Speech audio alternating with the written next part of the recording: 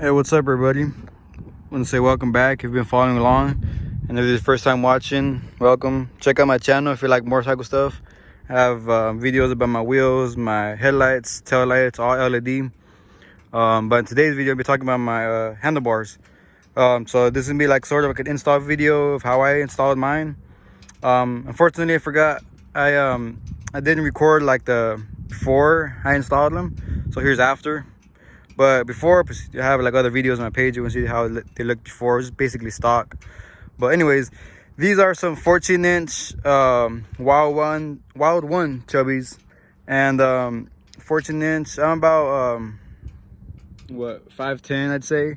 And these handlebars are just over my shoulder height. So in the beginning, they did feel kind of a bit too tall, but as I'm starting to ride them, more often, I'm starting to get used to the feeling. My second time installing them. It's not too bad of a process if you have experience working, wrenching around, stuff like that. You could probably do this yourself, but I can see, your reasons why that, to take to the shop. But anyways, also I want to mention before too, the next video is more likely going to be a stage 1. I'm thinking about doing that next. So if you have any suggestions on pipes, let me know in the comments. And so yeah, here it goes. All right, so I began with taking off the seat as well as disconnecting the battery. And so what I'm gonna be doing is I'm gonna be removing the dash from the tank, disconnecting all the connectors. So since it's kind of sketchy, and I'll be honest, because I don't know, I never worked on stuff like this before, but here I am making YouTube videos. And which, by the way, I'm not no expert mechanic. I'm just the guy recording what he's doing to his bike, I guess. I don't know. All right, so I'm using the book. So if this order matters, I don't know. It's just how the book says. Once you remove your panel from here, it's gonna look like something like this. So what my book calls for is to start with your ignition switch, which looks like this. Then it says for your speedo right over there. Your turn signal indicators is basically that right there, and your fuel pump. All right, so what I did now is I put a locking clamp on both sides of the fuel line, as you can see right there, on both sides of the fuel line. And that's basically the reason why I did that is because since it has a little crossover fuel line right there, I'm gonna have to tilt the screen a bit. But this fuel line right here, the little accordion thing looking thing, is your fuel line. So since I pinched them off both, I'm gonna be cutting right somewhere in the middle. And since I did it both sides, it'll prevent less mess. All right, so now that I got the fuel tank removed from my bike, I'm gonna drain it. So my little trick here kind of worked. I kind of just adjusted it so I could just move it in here in a bit so it won't be hitting the tank. So what I did was I put 2 locking clamps on both sides of the fuel crossover line, and that just prevented a mess, which it did. There's no mess whatsoever. But so it worked, and because it worked, now I can recommend it to you guys. Oh, and so once you remove that, it's gonna be like a little there it is, little quick disconnect fuel line right here. Basically what you do is you pop it up and pull this down, and it's gonna be your little connection right here. You just disconnect that from your tank and you'll be golden. All right, so for throttle cables, there's 2 of them. One is I believe the front one is your accelerator, and the rear one is your decelerator, or idle, I think it's called. And basically what I did here is I've removed the lock nut. You back it off, and basically what you're going to be doing is backing off all the pressure or tension that's within the throttle cables. So what you want to make sure is, or to look at, record, take pictures, is see how your throttle cables are routed. You're gonna want to route them the same way. All right, so once you got your little turn signal housing, or I guess you could say, this whole housing, you're gonna see that your throttles are right here, your cables on both sides. So basically what you want to do is let's see if I could do this with both hands. You gonna want to slip your throttle cable through the little opening through there, and gently, and be careful to not to drop out the little the bronze pin there. So it's gonna look like something like this. So I'm gonna want to remove this and basically just twist, let's see if I could get it out with one hand. There you go. This little bronze piece is what holding your throttle cable to your grip. So it's the same process for both sides. You can use a screwdriver to kind of help you pry it, or line up your throttle cable to the little gap right there, the opening. You can. I've used it before. I'm probably gonna use it with this one. So with everything loosened out from the grip here, you see, it's completely free plate here. Oh, got stuck somewhere. But anyways, it's basically my cables are free. So now you can see here on the throttle, there's a lot of slack. So basically you're gonna want to move the little similar to the similar process up here with the grip. It's gonna be same thing here with the little gap. Right, so I got my grip out and backed off all the pressure on both of them. And basically what you want to do is, since it's like that, right, basically what you want to do is pull hard down on the cables like so. So once you pull them off, will come off looking something like this. And again, guys, keep in mind how your throttle cables are routed. You're gonna want to reroute it the same way. All right, so the next thing I've done is I jacked up the bike. For the next thing I'll be doing is removing not removing, I guess you could say, but draining the transmission fluid in order to get out the clutch cable. Now, as I mentioned with throttle cables, you're gonna want to route your your clutch cable the same way as it is right now. And in this case, it adds up to here, which you're gonna have to be removing this, and you may not have to remove your pipes. It's kind of a lot of work, I guess. But since you're gonna be draining out some of the fluid from down here, I thought I might as well just change out the fluid in the transmission. So for the drain plug is should be right there in the middle. I don't know if you guys can see it right there. So that's gonna be your transmission oil drain plug. And once you drain that out, you should have a less mess when removing this this cap. All right, now I got the oil draining, and as well as as any other drain plug, you're gonna want to clean this up. Check your magnet to see if there is excessive buildup of right here in the middle of the nipple. If there's excessive metal in there, it could be bad. But if there's like a little bit, like something like this, shouldn't be too much of a problem. But if you find big pieces in there or big stuff in there, then it could be pretty bad. Also, as you're gonna clean it, check your O-ring, inspect it, see if it's still in good condition. It's up to you if you're gonna wanna replace it or reuse the same one. Use your own best judgment. A lot of people have different ideas about it. But I drain my oil cold. I don't think it matters whether it's hot or cold. All that is that when it's hot, it just drains faster. All right. So for the clutch cable, excuse me. So for the clutch cable, similar as to your throttle cables, it has a little lock nut and your little adjuster. So same thing. You want to back out your lock nut, and basically what you want to do is back off all the pressure in here for your clutch cable, and basically just back off any pressure that's on there, and as well as this little clamp. I'm gonna try saving it so I can mount the new clutch cable right here. Remember how I was saying about same direction, same way.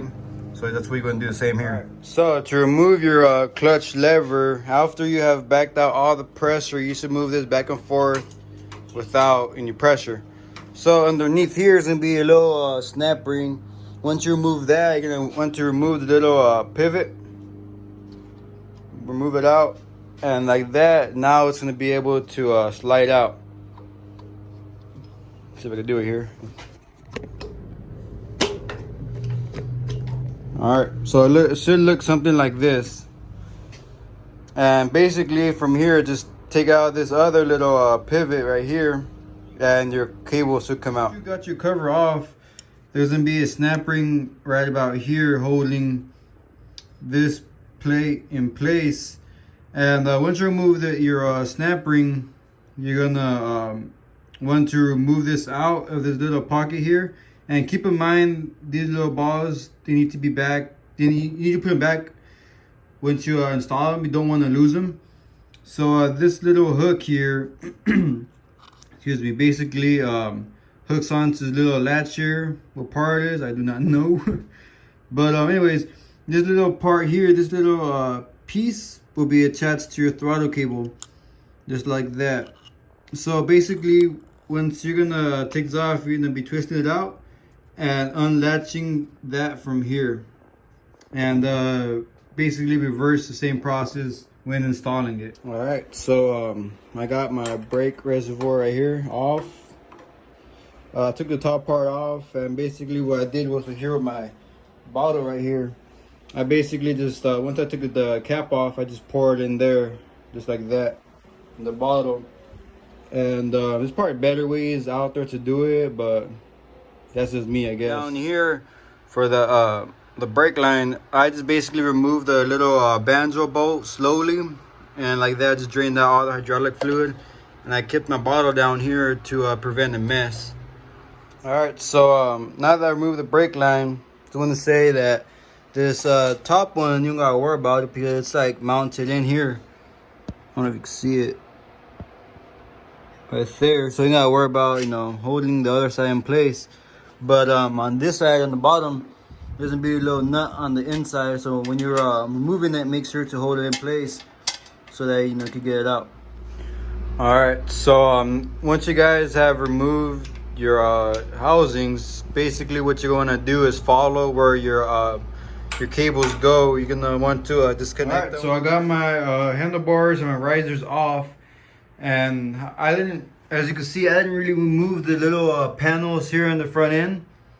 But when you remove them, I basically what I did is I got this 1/2 inch extension, probably tool for this maybe, or maybe like that. But basically all I did was I stuck it in there, started wiggling it around until it came loose, just like that.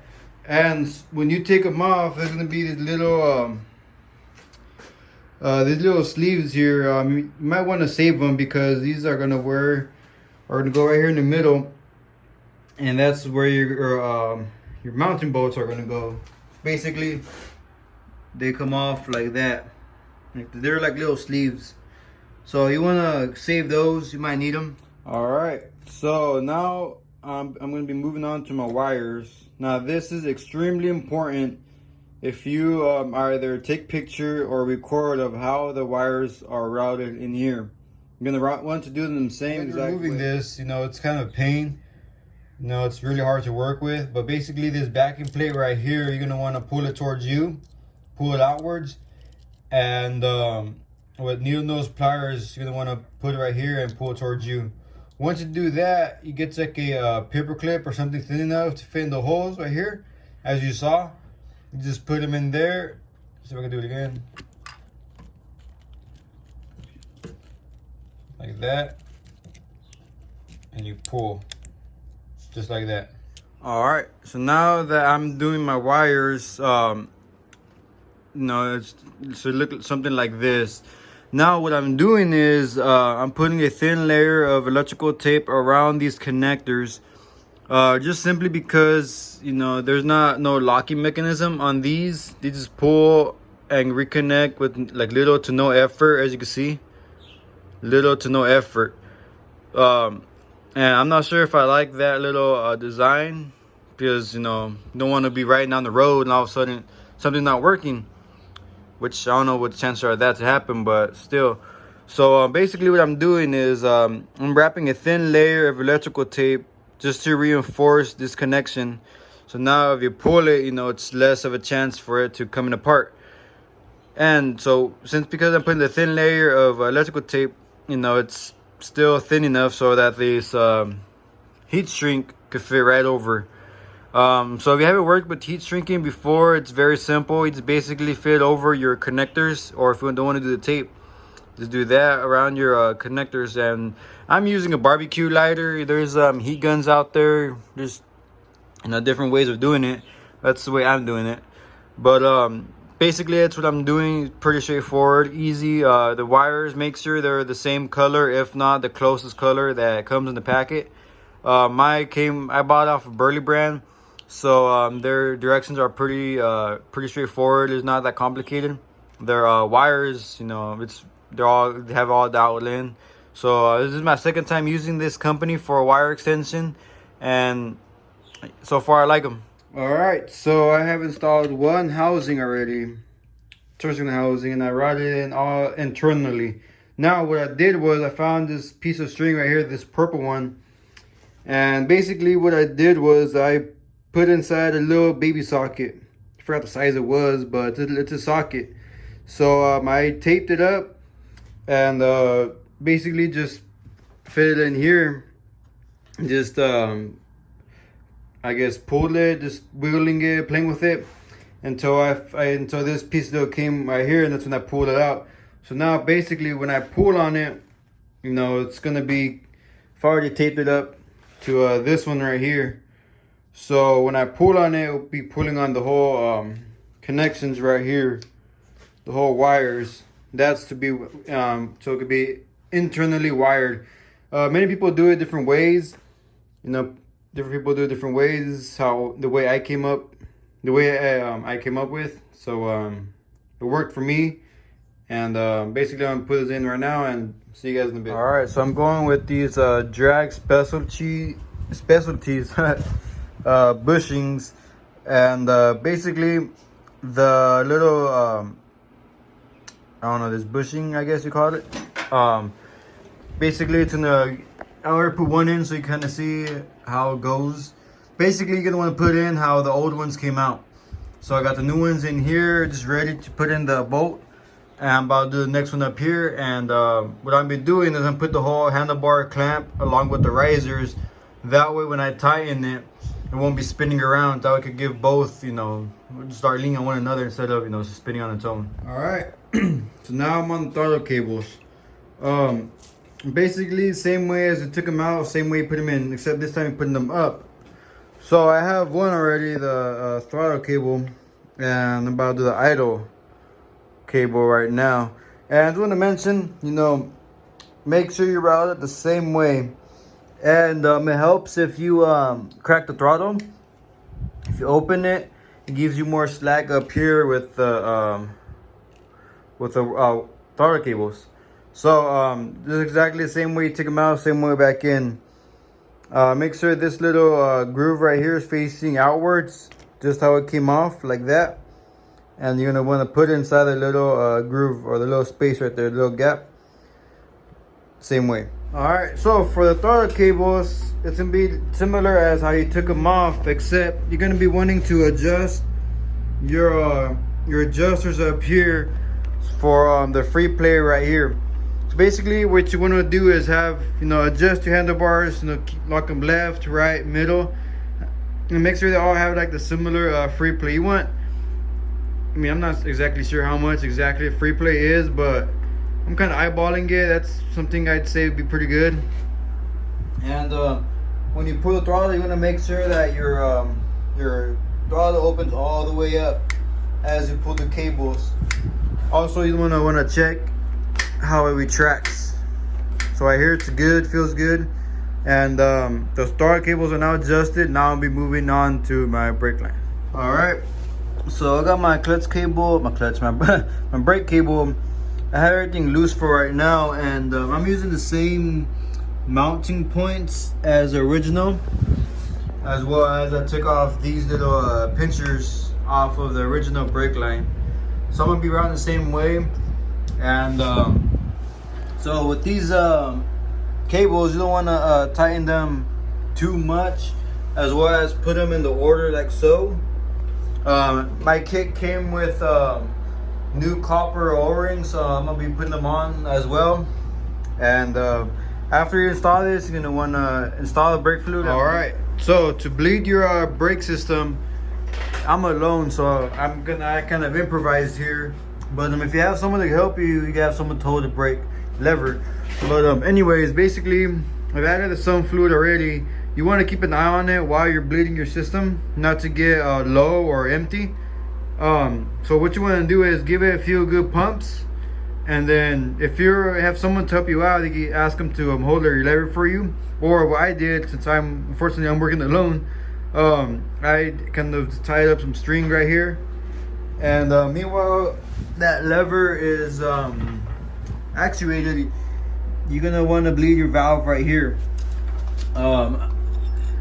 There's fancy tools out there like the bleeder vacuums and all that stuff. I'm gonna be doing the old school way, by hand, manually. So I don't got no tube here, but it might be a good idea if you don't want to make too much of a mess. You can add the tube right here to the little nipple, so that way as you bleed it, the fluid will drain out.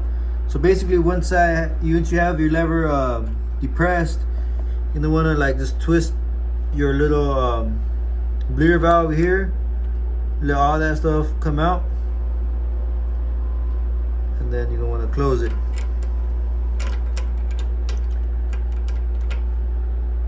Just like that. And you're gonna want to put your wherever you're draining it, keep it down here low, so that way it can catch it. Or if you're using the little hose, you shouldn't make too much of a mess.